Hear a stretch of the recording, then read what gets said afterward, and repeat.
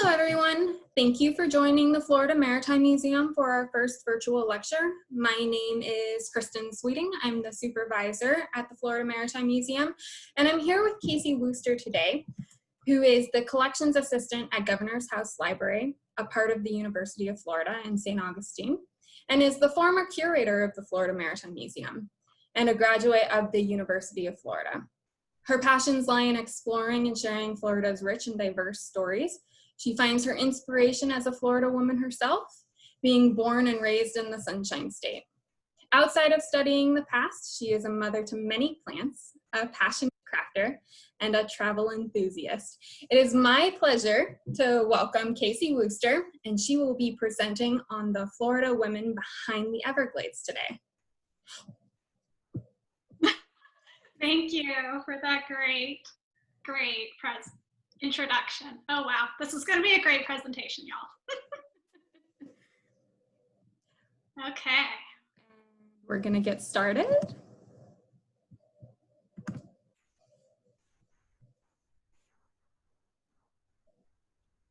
Can everyone see our screen? I can. Okay, excellent.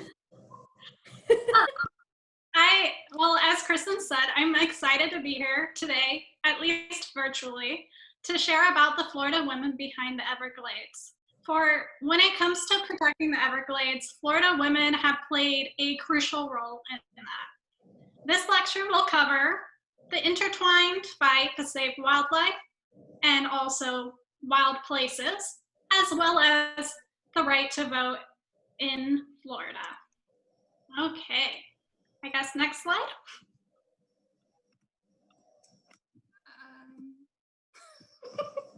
Bear with us. There we go. Okay, so today I hopefully will cover your questions about the Everglades and also early ideas of conservation and the changing role of women and their legacy. Next slide. But before we begin, I would like to call for an acknowledgement of the traditional native inhabitants of the land we are, I guess, virtually meeting on today.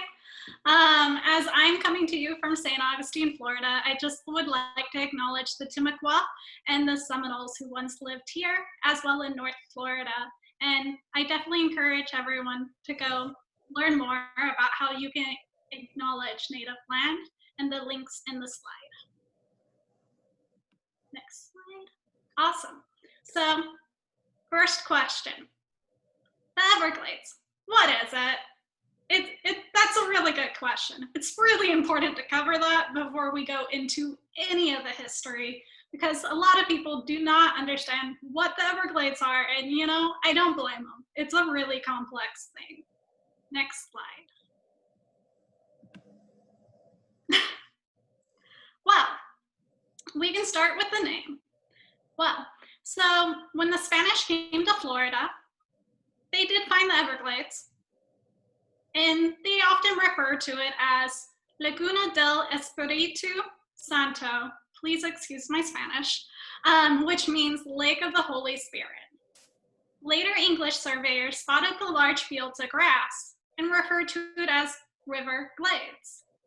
Later on, some began to call it Everglades, 2 words.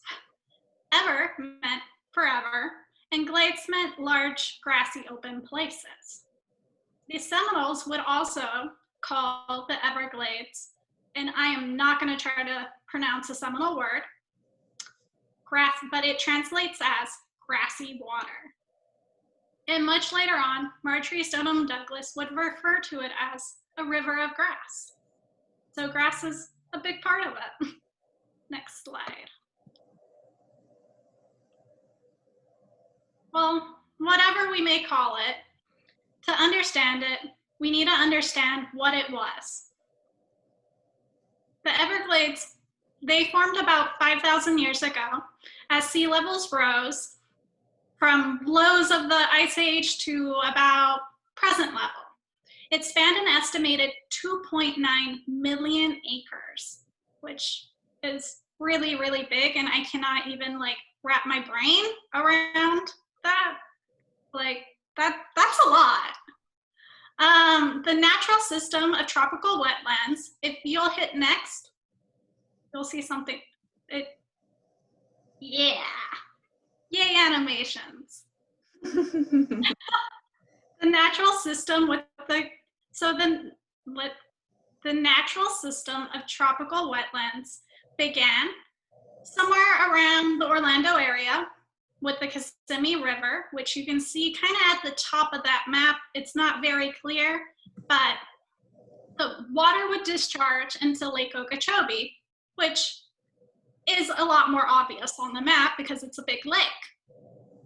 When the lake was full, water overflowed into the northern Everglades and moved very slowly southward in about a 50-mile wide sheet of water that was about a foot. That's not a foot. Maybe that. That's close. I need to go back to school. So that water would move slowly down. And as it would go down, it would seep into the limestone underneath and form the South Florida aquifer, which is slightly separate actually than the rest of Florida, FYI. So that's how a lot of Miami and South Florida get their water. So, okay, now all of it does go down into the aquifer though. As it moves down, it encounters a bunch of ecosystems along the way. Let's see, I have a list of them because it's hard to remember all the ecosystems that are in the Everglades. I was impressed. But, so in the whole route southward, the water will encounter freshwater marshes, hardwood hammocks, pinelands, cypress swamps, mangroves, coastal prairies, coral reefs, and seagrasses. So yeah, I don't blame people for not understanding what is the Everglades because it is many, many, many different things. However, you know what? There's only one Everglades in the world. Next slide. Okay, so as I mentioned, there's a lot of different ecosystems. So obviously, or maybe not so obvious, but to me it's obvious, there'd be a wide and diverse number of plants and animals found there. These numbers really blew my mind. That's why I had to share a lot of them. Usually I'm not a numbers person, but bear with me. I think they're super cool and worth sharing. So for example, there are as many as 25 varieties of orchids. That's a lot of orchids. I can't even grow an orchid. I can't imagine how the Everglades sustains that many. I can't grow an orchid either. I hope someone out there will give me their tips after this is done.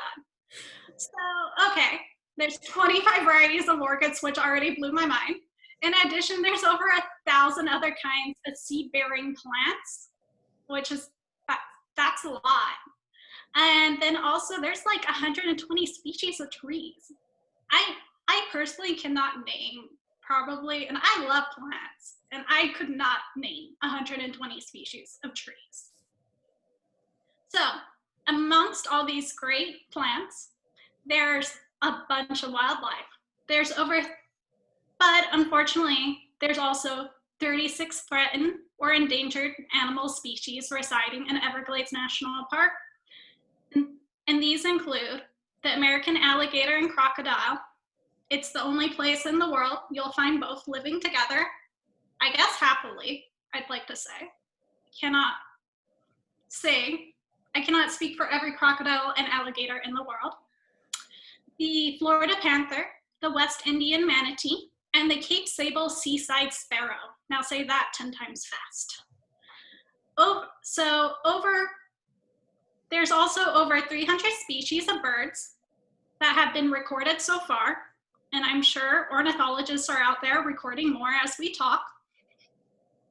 And 7 of those species are rare and endangered, meaning they're mostly just found there, which is wild. And in the freshwater and marine environments, because this is a maritime museum, and I know that's what the people want to know about, there is over 300 species of fish That's a lot of fish. At least I thought so. Anyway, so, and I found one study from 1992 that estimated that between 80 to 90% of commercially harvested crustaceans, so shrimp, species found in Florida saltwaters are born or spend time in the Everglades, which I think that's pretty wild. I didn't even think of that. I would like to learn more about that. So if anyone out there who's watching studies shrimp, definitely talk to us, because I don't know about you, Kristen. Would you want to know more about that? I do want to know more. It sounds like the Everglades is a pretty important place for commercial fisheries. Yeah, it's a huge estuary system, which is pretty cool. So, okay.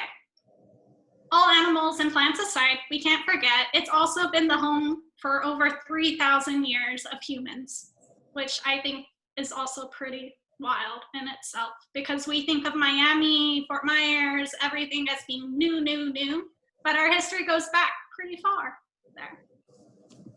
Next slide. Okay, well, the Everglades, and I could probably say the same for most of Florida, existed with minimal impact from humans until the 1800s. South Florida remained vastly unmapped. Like, people didn't know, they thought like maybe dragons lived in the Everglades. Like, people were really confused, like maybe unicorns lived in there. They weren't sure. I find that wild. Recommend reading some Seminole War diaries if you want to know more about that. Anyway, so it was a huge mystery to most. But as American settlers moved further and further into the depths of Florida in the name of manifest destiny, everything began to change, and change very fast. Next slide, please. Thank you. So let's start at when Spain ceded Florida to the US, which was in 1822. Most people at that time didn't think much of Florida. A lot of swampland, a lot of water, can't do much with that, so they thought. I mean, commercial fishermen knew better, but most people didn't. So they didn't think much of it. They thought it was a huge, like, waste. But you know what? A lot of Americans refused to accept that. They refused to accept natural conditions as inevitable and were determined to conquer that wilderness as part of God's work on earth. Because after all, wasn't it their duty to harness the earth and its creatures from sea to shining sea, as you'll learn about a lot in most American history in the 1800s. So next slide.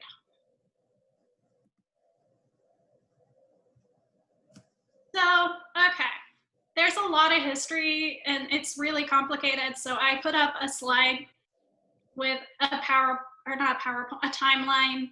I'm only going to dive into a little bit of it. It's a very interesting history. I recommend reading books about it. If you have the time, I recommend it. So bear with me. We'll get to the women in a minute. Gotta set it up first. So, okay, if Florida was of no use, Americans were gonna make it useful. One of the first acts presented to Congress as a new state in 1845 was to survey the Everglades. I think that's really wild. That was like one of their first things. They were like, let's get this done. Most people hadn't done anything with the Everglades for what, over 300 years since Spain showed up? I thought that was wild. So, okay, most people, like I said, for 300 years, they didn't think it was possible. It was a lot of water.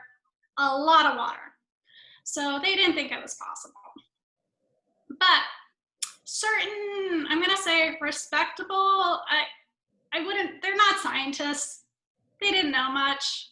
So anyway, these sources who were in the Second Seminole War swayed Congress to reconsider. So, of course, what they do, they send Buckingham Smith of St. Augustine. He wasn't a surveyor, he wasn't a scientist, he wasn't a naturalist. I can't even remember what he did here. Like, he was just a prominent citizen, if I remember correctly. Anyway, they sent him to South Florida. That wouldn't be my first pick. But he went, and he reported back in 1848 that drainage was possible due to the subtle downward slope of the Everglades.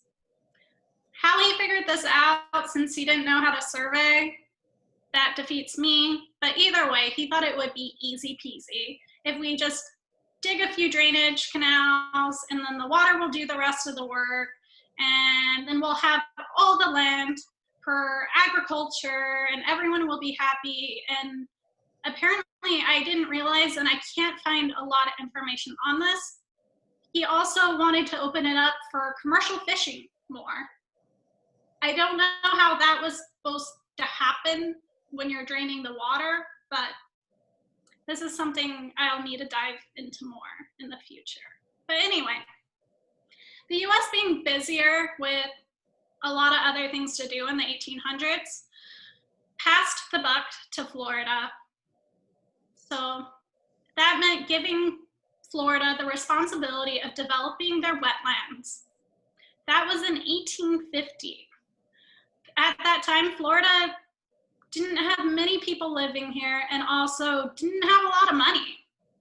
So they came up with an idea, a plan. They would give all the land, or sell for a very small price, all the wetlands, to railroad companies, who would then do a lot of the work and take a lot of the expenses on their back in order to drain the wetlands, and also, an added bonus, add a lot more railroads and roads to the state. It was a good idea, but it didn't really take off because of the Third Seminole War and the Civil War happening right around then. So most of the work in the Everglades paused for a minute. Next slide, please. Work paused until 1881. James Diston, you might have heard of him. He was an heir to a saw company. Like, I hadn't heard of him other than in Florida context, but he apparently made really great saws. Maybe you have some there at the museum. Anyway, that's money. But he did a lot more in Florida other than make really great saws. Well, Jenny. Okay, so he wanted to do something else. So he decided he was going to drain the Florida Everglades. He promised Florida that he'd drain 12 million acres in exchange for half of the reclaimed land. That's 6 million acres. He was such a, he had good ideas, I guess. Well, so that area, to give you perspective, is about the size of New Jersey, Connecticut, Delaware, Rhode Island combined. So not small pocket change. He wasn't doing this out of the good of his heart. Anyway, in addition, he also purchased another 4 million acres of land from the state. No one had done this before. Crazy. So what he did with this land, he flipped it. You can see in this map, it's kind of hard to see because it's really old, but there's blue shading. That is the land he bought, which is mostly Central Florida, some of the West Coast, areas around St. Augustine, and you can see it works its way also to Lake Okeechobee. So he bought a lot of land, and what he did with it, he sold it. He would sell land, and some of this land would become, as we know it, Kissimmee, St. Cloud, Tarpon Springs, and so many other Central Florida cities that we still enjoy today. Okay, so that aside, he also had a plan to dredge canals. He was gonna follow He was gonna Buckingham Smith's plan. He was going to follow his and just dredge a few canals, easy peasy. Again, not quite easy peasy. So, dredging is very slow. It's lumbering, dirty, labor-intensive business. It's a steam-powered, smoke-belching machine. As you can see in this image, it was like a factory, a floating factory, scooping dirt, sludge, and then squirting it out the other side in order to create canals. And maybe on a good day, they could make about a football length dredge, which isn't much when we consider how large the Everglades was at that point. So this wasn't going to be an easy project. It went on for about 6 years. And he thought he was doing really great, but he didn't realize Florida was also in a 6-year drought. So in 1887, that drought ended and all his canals flooded. The state decided it was a huge disaster. It was a waste of money. They weren't going to keep funding him, or not funding, they weren't going to keep backing him. So at the end, Diston did create 80 miles of canals. He received 1.6 million acres in land, not shabby. But he more importantly laid the groundwork for further drainage and development in Florida. Next slide, please. Okay, more timeline, because way more happens, because this is like a huge project for Florida. They really wanted this land back. Okay, but we're gonna jump to Henry Flagler next. Henry Flagler, we all know him for his railroads, his great hotels. He was also like a magnet for, what was it, Standard Oil? Yes. So he extends his railroad down to Biscayne Bay in 1896, obviously opening up Florida and the Everglades to more tourism as well as development. So as part of that, he had many interests in Florida. And like they included land development, creating neighborhoods. I can't name the many things he had his hands in. And one of them was the Florida East Coast Drainage and Sugar Company. 2 of his men created the company in 1898. And these Flagler men were hoping to create some more canals and do some more drainage in order to develop Miami and whole Southeast Florida further inland. Well, Flagler's name wasn't officially on this, just FYI, but we're pretty sure he was involved. Next slide, please. Okay, that didn't last long. The progressive movement began to take foot in Florida with the election of Governor William Sherman Jennings in 1900. The era that spanned about 1890s to 1920s. It was marked by intense social and political reform aimed at making progress towards a better society. It was meant to counteract the negative effects of industrialization, urbanization,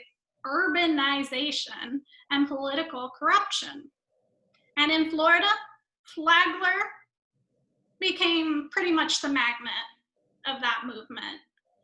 So under Jennings, the state stopped giving away wetlands to railroad companies. And that meant an end to the contract to the Florida East Coast Drainage and Sugar Company, temporarily halting drainage efforts in the Everglades. Until next slide, please.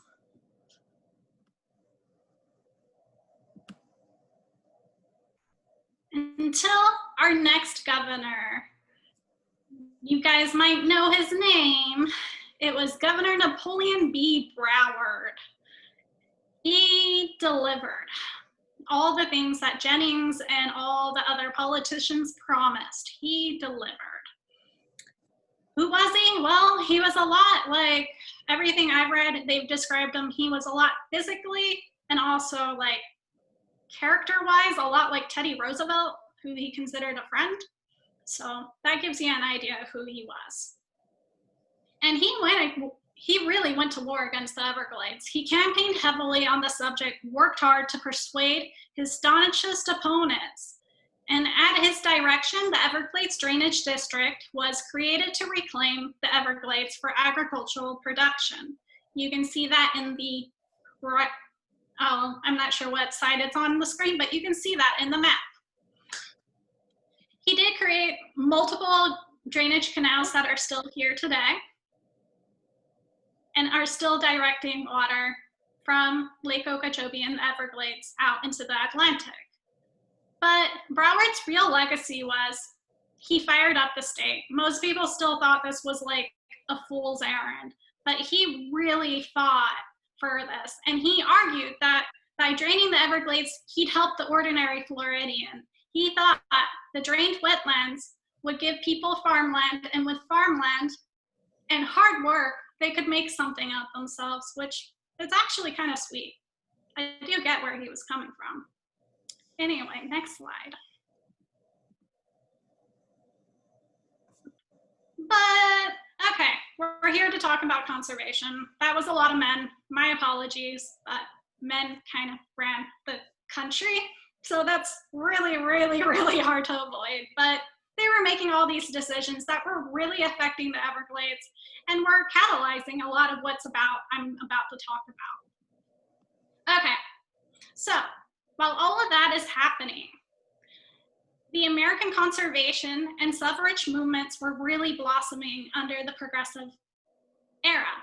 Attitudes towards nature were shifting in response to a rapidly industrializing nation, the toll that the nation's growth that had taken on wildlife, the toll that the nation's growth had taken on wildlife and natural resources was staggering, almost unimaginable to citizens who thought nothing would disappear. They thought it would all last forever. And at that time, women who were considered homes and gardens as their domain used the growing conservation movement to engage in larger community issues and exert influence. Next slide, please. So, this expanding female role, dubbed as municipal housekeeping, was embraced enthusiastically by many middle and upper class women. Although unable to vote, these women had financial stability, they had time, education, and desire to spread their wings in activities that ranged from creating local parks to fighting for conservation laws.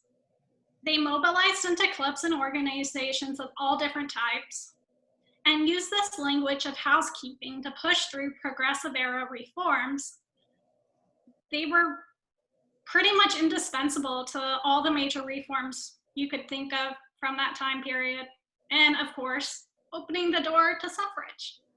Next slide, please.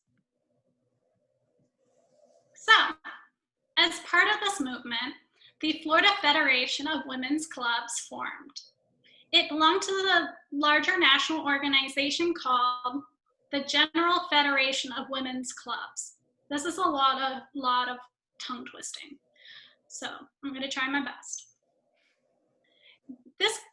The General Federation was founded in New York around 1890, and its goal was to unite a wide variety of women's organizations throughout the country to work towards common goals, which included a lot of things, including suffrage, child welfare, conservation, education, equitable taxation, health, and town beautification. And of the first 5 clubs that formed in Florida were Crescent City, Green Cove Springs, Jacksonville, Orange City, and again, Tarpon Springs. They all show up a lot. I like them. So they formed in 1895. By 1910, the Florida Federation of Women's Clubs consisted of 1,600 members in 36 clubs. A lot of women. And then by 1917, over 9,000 Florida women organized in 39 clubs. And that was at a time when Florida really was maybe at best 800,000 people. So that was a lot of women, a lot of people. Next slide, please.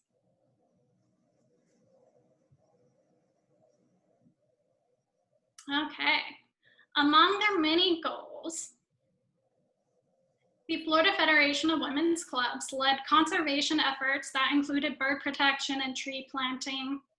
They would often partner with other organizations on a lot of these tasks, and one of the big ones was Florida Audubon Society. Okay, so the Florida Audubon Society was founded in 1900. Its first meeting was held in the home of Clara Domerich. 15 prosperous who's who's of Central Florida showed up, both men and women, and they showed up for the meeting and really started a movement. We don't have, I wish we had like some kind of documentation of exactly what Clara said, but she really fired up a movement that would become huge in Florida. And why was she so fired up? Well, Florida was losing an unimaginable number of birds to hunters. In a matter of minutes, a hunter could wipe out an entire rookery, leaving chicks orphaned and many dying from that. The hunters would strip the beautiful birds for their feathers that were sent to New York and Europe for hats and other many uses, which was a very popular thing at the time, as you can see in this newspaper from the Library of Congress. I really like this one. Okay, so a movement launched to try to counteract all of this, and they worked really fast.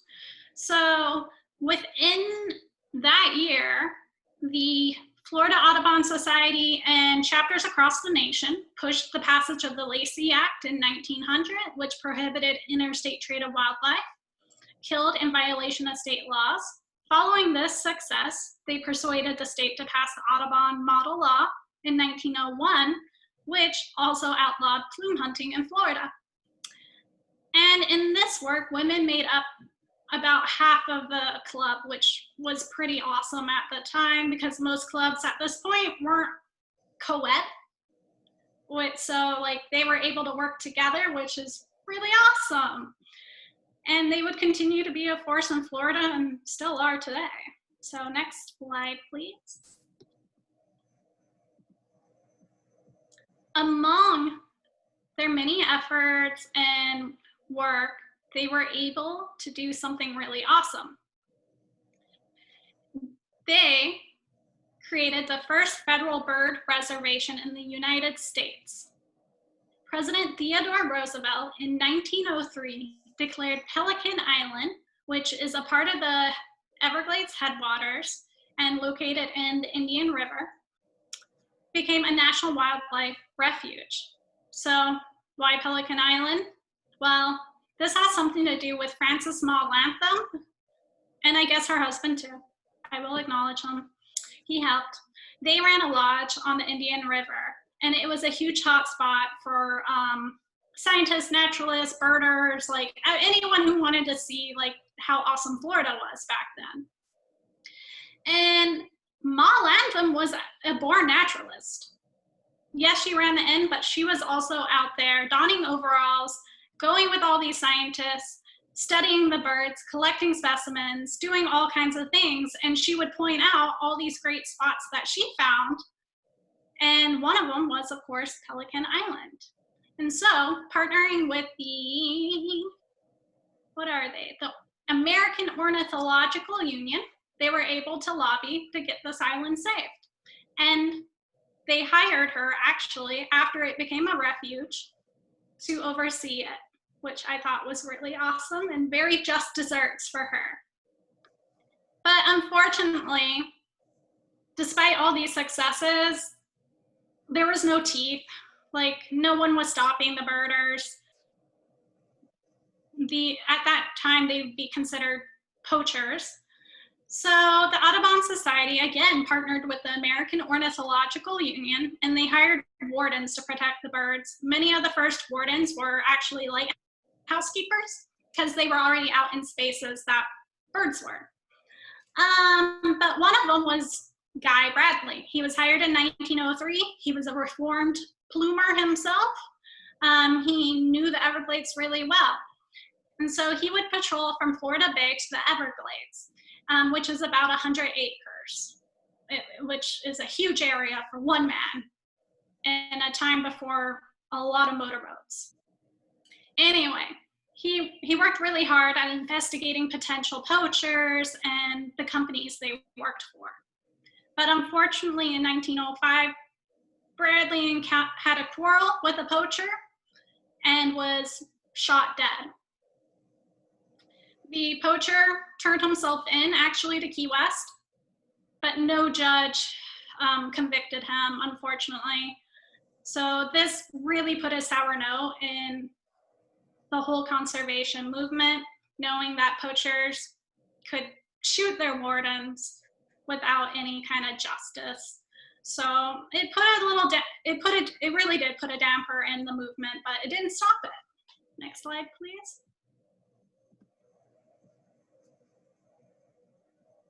Okay, so that is happening, but we also have more work happening in the Everglades. So the Coconut Grove Housekeepers Clubs around the same time started proposing conserving a lush hammock in the Everglades. This club formed in 1891 as a part of the Florida Federation of Women's Clubs. It formed like a whole 5 years before Miami was founded, so that gives you some perspective. And the club's aim was to help all these homesteading women come together and give them companionship, but also study and do things that help better their community, like saving a park. Next slide, please. Among these Coconut Grove members was Mary Barr Monroe. She was one of the leading voices behind saving the Everglades, or at least a part of it at that time. Why she wanted to? Well, it is believed that she met John Muir in 1893. He was the father of the National Park Service, and it is believed from this encounter, she was convinced to pursue conservation efforts. But we do know for a fact her love of the Everglades went further back than that encounter. She, with her husband, who was the conservationist and writer and explorer and just really cool dude, Kirk Monroe, they honeymooned in the Everglades, which I think is really cool. And after that, they moved to Coconut Grove because they loved it there. And she was really known as a feisty woman amongst Coconut Grove. She took on big challenges, especially in the club matters. She also embraced the Audubon cause, and she formed the first chapter there. She was very well known for cascading women who wore feathery hats near her, and most would try to stay away from her because she would try to steal the feathers out of their hats. So she was a character and a force. And so, Casey, yeah. I think our audience, someone is likely thinking this question. Does she have any relationship to Charlie Monroe? Okay, so there was actually 2 Monroe families in Coconut Grove. Okay. It is so confusing. It is so confusing when you go back, but those Monroes were also in the club. Okay, interesting. Very small community. The peacocks were there. Like basically all the who's of Coconut Grove were in this club. So if you can name them, they probably had at least a female relative in this club. Excellent, so, thank you. But totally cool.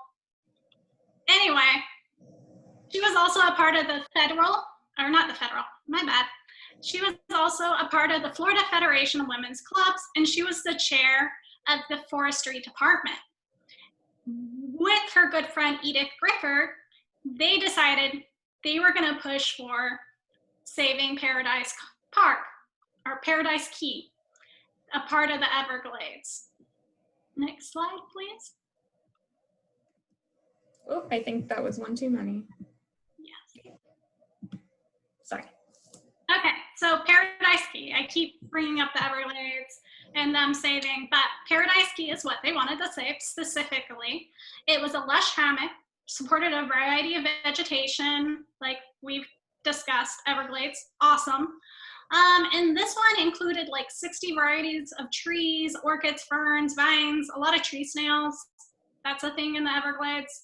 Anyway, but the cool part and why they were super interested in it was it had 1,000 royal palms in the center of this hammock, which you can kind of see in this imagery, but these are from later times when they created postcards of them.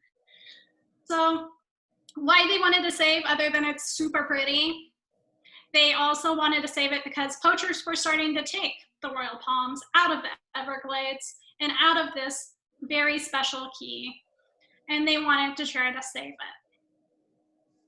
So Monroe and Gifford urged the Florida Federation of Women's Clubs in 1905 to adopt a resolution calling for the creation of a federal forest reservation on the key called Royal Palm Park. They argued that the hammock was the only place you could find such palms growing naturally.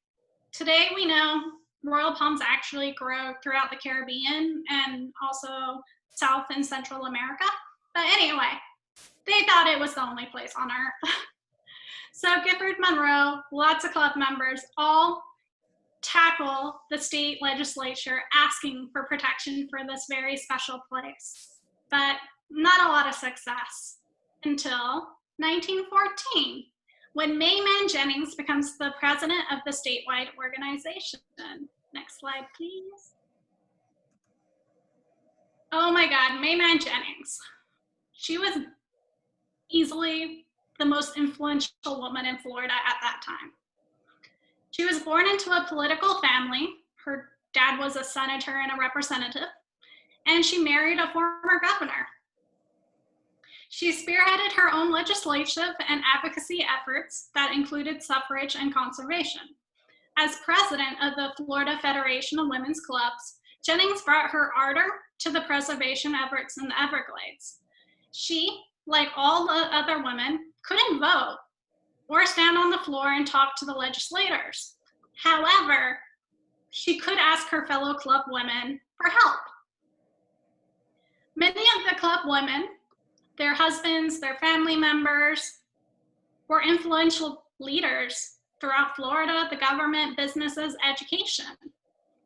And she knew she could reach them through them. So through this network, club women could strategically apply pressure behind their causes. And in one case, one example of how they did that was by threatening to withhold dessert.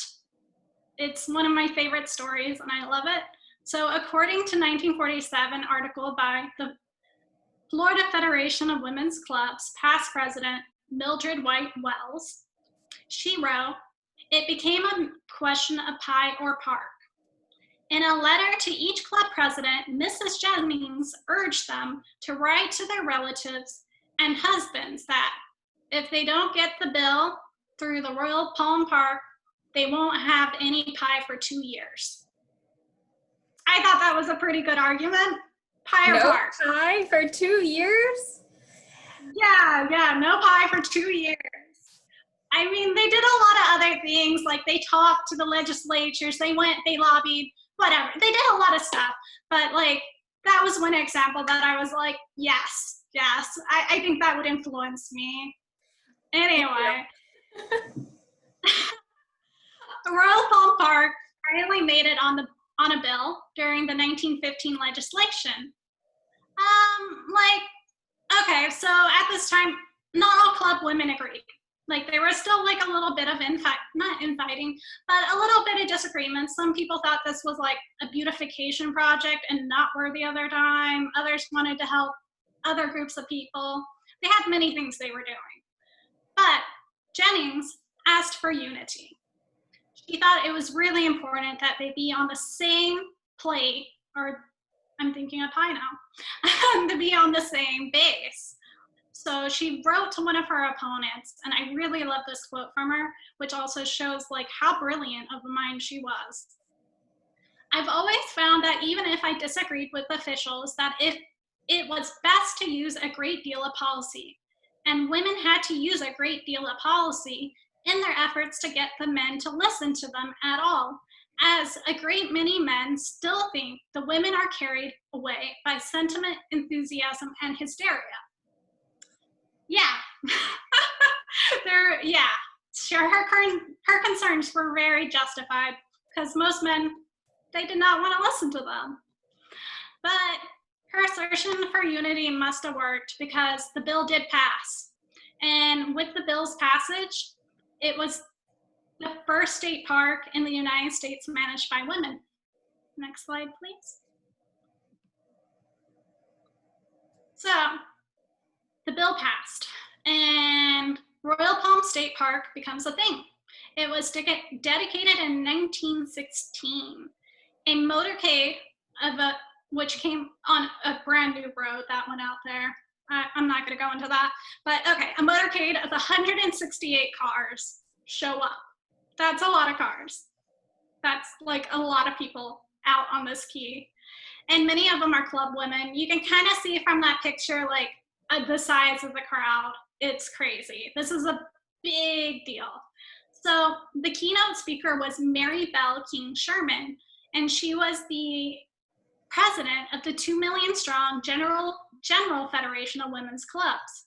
She pronounced that this event was proof of the power of Club Women's Network to preserve national scenic areas. In their efforts to save Paradise Key, the Florida Federation of Women's Club purchased 946 acres. Henry Flagler's wealthy widow, Mary Keenan Flagler, Flagler's out of the picture at this point, FYI. She's also a club member and Audubon Society member. She donates 960 acres. And then the state adds another 1,000. So they initially start with over almost 2,000 acres, and then by 1921, they have 4,000 acres being managed by women. That's wild. Anyway, so their ideas, I have to clarify, like, they started a state park. We think of state parks today as a certain way. They had very different thoughts than our own. Florida's first park wasn't quite a wilderness preservation. It was more of a, I don't want to say garden project, but anyway, it was created. They had definite ideas of what they thought nature should look like and how it should work. And many of them also still sided with their husbands, like May Mann Jennings with her husband, former Governor Jennings, and Broward's wife was in this as well. And they had many of the same feelings, which was really common in the progressive movement, of draining the wetlands in order to make agriculture land. Even though they wanted to save and they loved this beautiful key, the rest of the wetlands they didn't really care about, and they thought it was fine if they drained them and turned them into coconut groves or like fruit groves in order to make money for the park. But this was a very common sentiment at the time, and I mean, they tried. I give them that. This is still pretty impressive. And anyway, it wouldn't be till later in the 20th century that people actually like really understand the ecology of the Everglades, and that became the focus of saving it. But anyway, next slide, please. Okay, so Royal Palm State Park really did mark a huge moment in time. Women,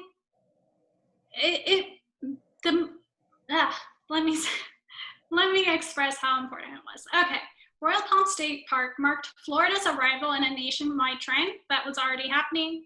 National parks were forming out west, like Yosemite and all of those great things that we still love today. These were forming, but this was the first thing for Florida. So that's pretty big. We're joining this bigger movement.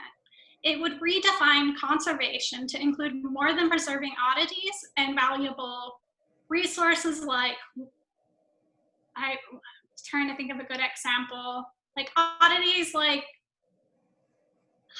weird big mountains, you know, things like that, like very unique things. Anyway, but it would also mean conservation meant disappearing landscapes. So the National Park Service actually formed that same year, and this ended up being leading to more conservation projects led by women, and not led by women. They were in the conversation. They were created by women. It was just a lot of women, and that's what I think is really awesome. Next slide, please. Okay, we got to talk about the vote. Okay, we have Royal Palm State Park, we have a refuge, we have laws, like things are going pretty dandy. Okay, but women still don't have the right to vote.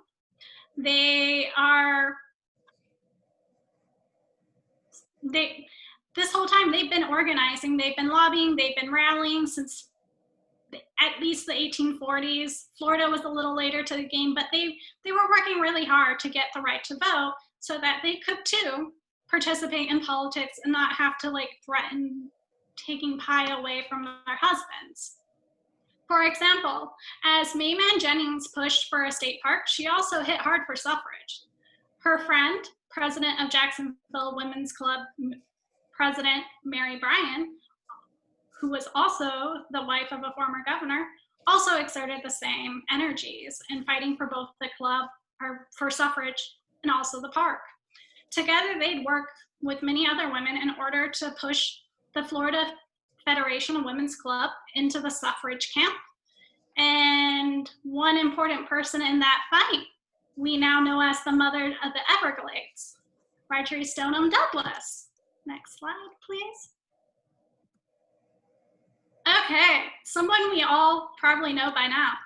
Douglas, she moved to Miami in 1915. She followed her father down, began writing for the newspaper, got to meet all the women and activists in the community, and became a huge part of the community. By 1916, she formed the Business Women's League of Miami in order to help other women who were working like herself fit in better in the business place. She also fought for equality and suffrage.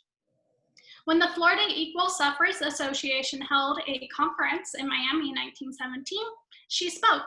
Douglas spoke to the convention, emphasizing the colossal importance of the ballot in seeking equal industrial opportunity and equal pay for equal work.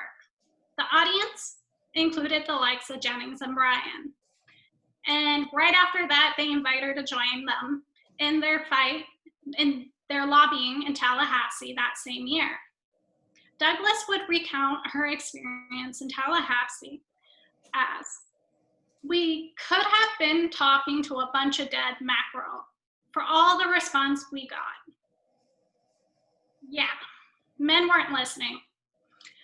As a result, she was really discouraged by politicians. But you know what?